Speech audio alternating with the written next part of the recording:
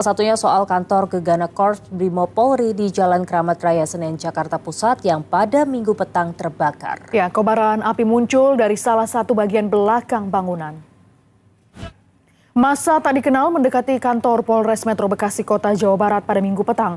Polisi terpaksa menembakkan gas air mata karena massa bertindak anarkistis melempari polisi dengan batu. Polda Metro Jaya dan pasukan gabungan TNI Angkatan Darat menggelar patroli berskala besar berkeliling Jakarta untuk memastikan kondisi aman. Presiden Prabowo Subianto bersama dengan seluruh pimpinan partai politik termasuk Ketua Umum PDI Perjuangan Megawati Soekarno Putri menyampaikan sikap dan pernyataan atas perkembangan situasi terkini dari berbagai dinamika yang terjadi di Jakarta dan sejumlah daerah. Usai Presiden Prabowo Subianto menyampaikan pernyataan, Menteri Pertahanan Syafri Samsudin angkat bicara terkait langkah tegas dan terukur terhadap pelanggar hukum yang merusak fasilitas dan menjarah.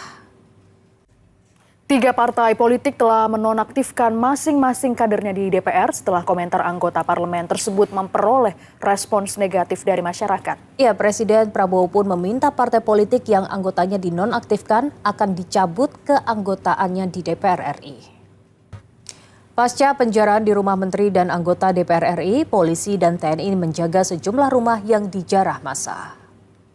Sementara itu, Menteri Koordinator Bidang Perekonomian Airlangga Hartarto di Istana Negara membantah isu yang menyebut Menteri Keuangan Sri Mulyani Indrawati mundur dari kabinet.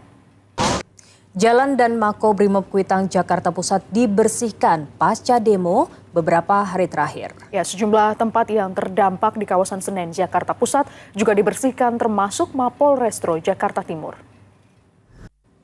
Kawasan di sekitar gedung DPR RI Jakarta Pusat dibersihkan. Pasukan oranye membersihkan sisa-sisa demo ricuh.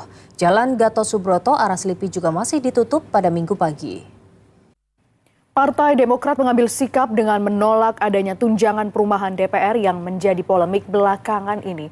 Selain itu, Partai Demokrat juga menyatakan akan mendukung apabila pembahasan rancangan undang-undang RUU perampasan aset digulirkan dalam waktu dekat. Hal ini disampaikan langsung oleh Ketua Umum Agus Harimurti Yudhoyono di Cikeas. Kerusuhan yang terjadi di Kediri, Jawa Timur tidak hanya merusak gedung pemerintahan tetapi juga museum. Sangat disayangkan, sejumlah benda peninggalan sejarah turut dijarah. Mencegah gangguan keamanan di Gedung Negara Geraha di Surabaya, Jawa Timur, TNI penghalau massa dikerahkan. Polisi mengamankan 65 orang yang diduga terlibat dalam kerusuhan di Bandung, Jawa Barat. Lembaran baru pasca demonstrasi berujung anarkistis di sejumlah daerah ditandai dengan pengembalian para pengunjuk rasa ke keluarga. Salah satunya pembebasan pengunjuk rasa di Polda Jawa Barat. Keluarga memakamkan Akbar Basri, staf Humas DPRD Kota Makassar, Sulawesi Selatan yang meninggal dunia saat kantor DPRD Kota Makassar terbakar. Mewakili Presiden Prabowo, pemerintah mengutus Menteri Agama Nasaruddin Umar ke rumah duka. Wakil Presiden Gibran Rakabuming menerima perwakilan pengemudi ojek online di Istana Wakil Presiden pada Minggu petang. Ya, Saudara, pemerintah menyiapkan rumah subsidi di kawasan Cilengsi, Jawa Barat untuk keluarga Afan Kurniawan, driver ojol yang tewas tertabrak mobil rantis Brimob. Sebelumnya, Presiden Prabowo berjanji akan memberikan rumah bagi keluarga Afan yang tinggal di rumah kontrakan sederhana di kawasan Menteng. Menyikapi situasi terkini di tanah air, khususnya Jakarta, Uskup Agung Jakarta mengajak masyarakat untuk tetap saling menjaga keteguhan sikap dan terus saling menjaga, termasuk menjaga tanah air tercinta. Seorang pria tega membunuh wanita yang juga adalah kekasihnya. Anda masih bersama kami di Liputan 6 Pagi. Seorang pria tega membunuh wanita yang juga kekasihnya di Kota Binjai, Sumatera Utara. Diduga pelaku tega membunuh karena sakit hati dihina korban saat menagih hutang. Ratusan warga Pati, Jawa Tengah berangkat menuju ke gedung KPK di Jakarta. Ya, mereka akan menggelar aksi unjuk rasa menuntut penetapan status tersangka terhadap Bupati Pati Sudewo.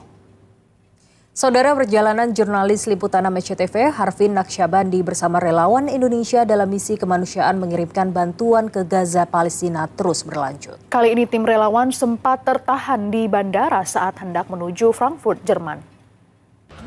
Pantauan kondisi terkini di Anda kembali di Liputan 6 Pagi, Saudara. Mulai kemarin hingga tanggal 7 September 2025 mendatang, sejumlah transportasi publik di Jakarta memberlakukan tarif Rp1. Ya, tarif ini sebagai kompensasi atas kondisi prasarana yang belum kembali pulih.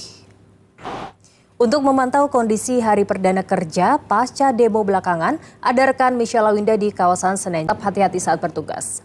Kita ke informasi lainnya, ini Gracia dan juga saudara percaya nggak kalau dari usaha kecil-kecilan seperti cireng, hasilnya ternyata bisa membeli sebuah rumah. Nah, ini dibuktikan oleh seorang perempuan di Solo yang dengan konsisten ini bisa menjual 3.000 cireng isi setiap harinya. Ya, dari hasil jualan itu ia kemudian bisa membeli rumah hingga membiayai hidup orang tua dan adiknya. Berikut berani berubah, jualan cireng isi, rumah bisa kebeli. Dan demikian Liputan 6 Pagi untuk hari ini. Jangan lupa update terus informasi aktual tajam terpercaya melalui layar SCTV dan akun YouTube Liputan 6 SCTV. Pastikan sudah subscribe juga ya. Ya, kalau begitu saya Gracia Bern, Dana Paramita, dan seluruh tim redaksi yang bertugas pamit dari hadapan Anda. Selamat pagi, selamat melanjutkan aktivitas, dan salam SCTV.